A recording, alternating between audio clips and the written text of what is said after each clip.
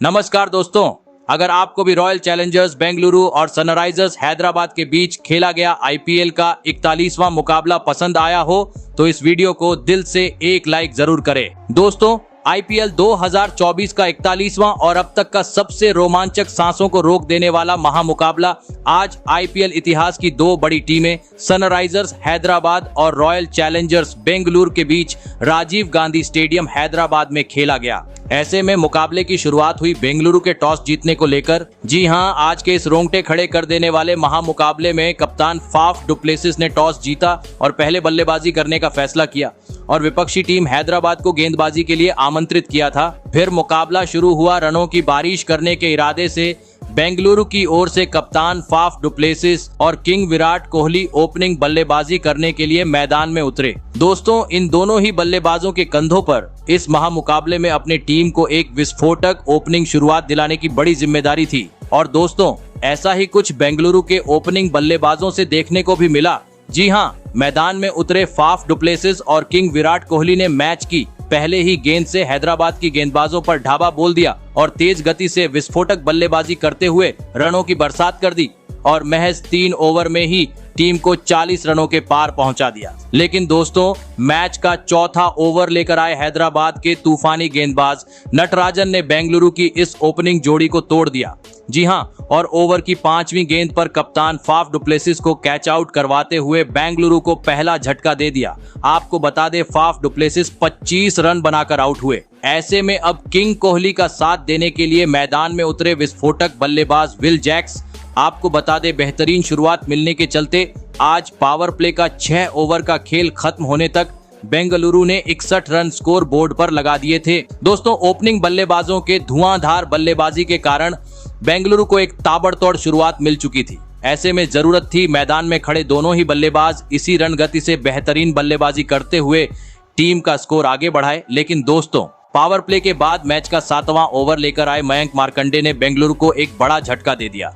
जी हां, और अंतिम गेंद पर मैदान में उतरे नए बल्लेबाज विल जैक्स को सीधा क्लीन बोल्ड करते हुए हैदराबाद को दूसरी सफलता दिला दी। आपको बता दें, विल जैक्स 6 रन बनाकर आउट हुए। ऐसे में दोस्तों, 2 बड़े बल्लेबाज पेवेलियन लौट जाने के बाद मैदान में उतरे रजत पाटीदार और आते ही उन्होंने एक तेज तर्रार चौका जड़ते हुए अपने पारी का आगाज कर दिया। लेकिन दोस्तों, असली मजा तो मैच के 11वें ओवर में देखने को मिला, जब रजत पाटीदार ने हैदराबाद में आतंक मचा दिया और गेंदबाजी करने आए मयंक मार्कंडे के परखच्चे उड़ा दिए और इस ओवर में लगातार 4 गेंद पर 4 स्टेडियम पार छक्के जड़ते हुए 27 रन बटोर डाले। दोस्तों, रजत पाटीदार के मैदान में उतरने के चलते अब काफी तेज गति से बेंगलुरु का स्कोरबोर्ड आगे बढ़ रहा था और देखते ही देखते इन दोनों ही बल्लेबाजों ने 24 गेंद में तीसरे विकेट के लिए 50 से अधिक रनों की साझेदारी भी निभा डाली और कुछ ही देर बाद विस्फोटक बल्लेबाजी कर रहे रजत पाटीदार ने मात्र 19 गेंद में इस महामुकाबले में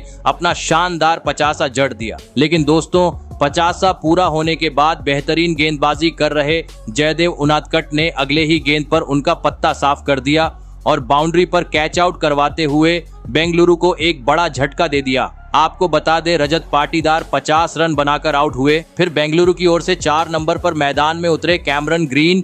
दोस्तों, एक छोर पर खड़े विराट कोहली रजत पाटीदार की आउट होने के बाद तो अपना 50 पूरा कर चुके थे, लेकिन इसके बाद अगले 3-4 ओवरों तक बेंगलुरु की तरह से काफी खराब बल्लेबाजी मैदान में देखने को मिली। हर ओवर से दोनों ही बल्लेबाज 4 से 5 ही रन बटोर पा रहे थे, जिस कारण दोस्तों दबाव बढ़ता गया और इसी दबाव का फायदा उठाया मैच का 15वां ओवर लेकर आए जयदेव उनादकट ने, जिन्होंने ओवर की 5वीं गेंद पर विराट कोहली को पवेलियन की राह दिखाते हुए बेंगलुरु को चौथा झटका दे दिया। आपको बता दें, विराट कोहली 51 रन बनाकर आउट हुए। दोस्तों, बेंगलुरु की स्थिति अब बद से बदतर होती जा रही थी, क्योंकि इसके बाद मैदान में उतरे महिपाल लोमरोर भी इस महामुकाबले में टीम के लिए कुछ खास योगदान नहीं दे पाए और जैसे आए वैसे ही 7 रन बनाकर आउट हो गए। ऐसे में दोस्तों, अब महज अंतिम 4 ओवर का खेल बाकी था।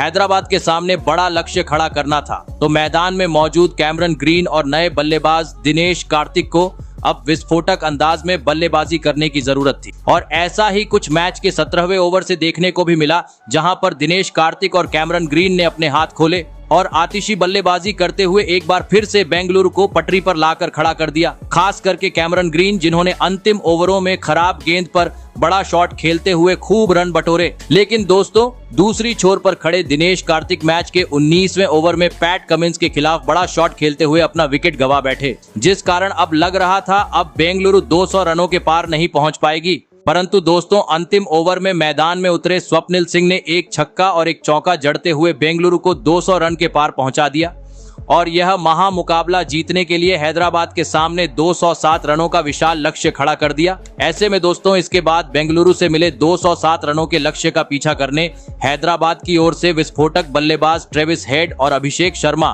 बल्लेबाजी करने के लिए मैदान में उतरे। दोस्तों, बेंगलुरु ने दिया हुआ लक्ष्य बड़ा था, ऐसे में दोनों ही बल्लेबाजों पर ताबड़तोड़ शुरुआत दिलाने की बड़ी जिम्मेदारी थी। लेकिन दोस्तों, इस महामुकाबले में हमेशा टीम को एक धुआंधार शुरुआत दिलाने वाले ट्रेविस हेड इस बार टीम को एक बेहतरीन शुरुआत दिलाने में पूरी तरह नाकामयाब रहे और पहले ओवर की अंतिम गेंद पर कैच आउट होते हुए अपना विकेट गंवा बैठे। आपको बता दें, विल जैक्स ने उन्हें 1 रन पर पवेलियन का रास्ता दिखाया। वही दोस्तों, ट्रेविस हेड के आउट होने के बाद दूसरी छोर पर खड़े अभिषेक शर्मा भी इस महामुकाबले में कुछ खास प्रदर्शन नहीं कर पाए।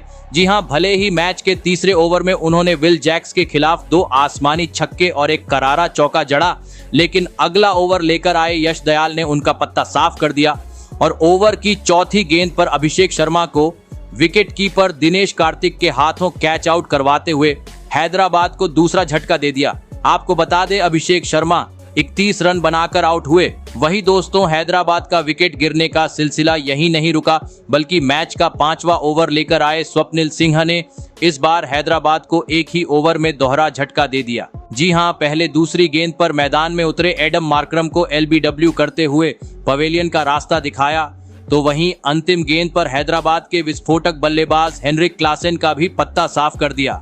आपको बता दें, एडम मार्करम और हेनरिक क्लासेन 7 रन बनाकर आउट हुए। दोस्तों, बेंगलुरु के तूफानी गेंदबाजी के सामने आज हैदराबाद का बल्लेबाजी क्रम पत्तों की तरह ढेर हो चुका था, क्योंकि पावर प्ले में ही 4 बड़े बल्लेबाज अब पवेलियन लौट चुके थे। ऐसे में अब जरूरत थी मैदान में मौजूद 2 नए बल्लेबाज नीतीश कुमार रेड्डी और शाहबाद अहमद अपना बेहतरीन खेल दिखाएं और टीम का स्कोर तेज गति से आगे बढ़ाएं।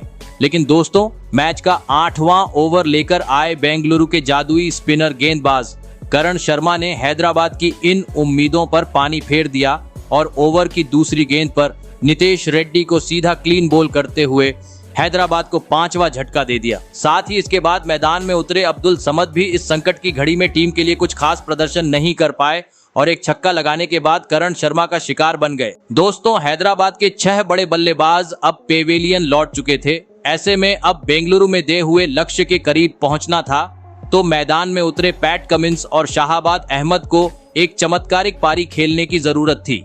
और दोस्तों, ऐसा ही कुछ मैच के 11वें और 12वें ओवर में देखने को भी मिला, जहां पर पैट कमिंस ने अपने तूफानी बल्लेबाजी के दम पर हैदराबाद में आतंक मचा दिया और चौके छक्के जड़ने शुरू कर दिए। परंतु दोस्तों, बेंगलुरु के तूफानी गेंदबाजी के सामने वह भी अपने पारी को ज्यादा वक्त तक आगे नहीं बढ़ा पाए और मैच के 14वें ओवर में बड़ा शॉट खेलने के चक्कर में कैच आउट होते हुए टीम को मझदार में छोड़ गए। आपको बता दूं, पैट कमिंस 31 रन बनाकर आउट हुए और इसी के साथ लगभग अब हैदराबाद की यह मुकाबला जीतने की सारी उम्मीदें खत्म सी हो गई। जी हां, क्योंकि अब अंतिम 5 ओवर में हैदराबाद को 74 रनों की जरूरत थी। भले ही एक छोर से शाहबाज अहमद मैदान में मौजूद थे, लेकिन दूसरी छोर पर खड़े नए बल्लेबाज भुवनेश्वर कुमार भी अब अपना विकेट गंवा चुके थे, जिस कारण इस मुकाबले में जीत की सारी उम्मीदें खत्म सी हो गई थीं। क्योंकि इसके बाद अंतिम ओवरों में हैदराबाद की बल्लेबाजी काफी धीमी देखने को मिली और लक्ष्य बड़ा था जो हासिल करने में हैदराबाद पूरी तरह कैसे चूक गया और अंततः बेंगलुरु ने यह मुकाबला 35 रन से अपने नाम कर लिया। आपको बता दें, बेंगलुरु कि यह इस आईपीएल की दूसरी जीत है, तो वहीं दूसरी ओर हैदराबाद 5 मुकाबले में जीत के साथ पॉइंट टेबल पर तीसरे स्थान पर मौजूद है।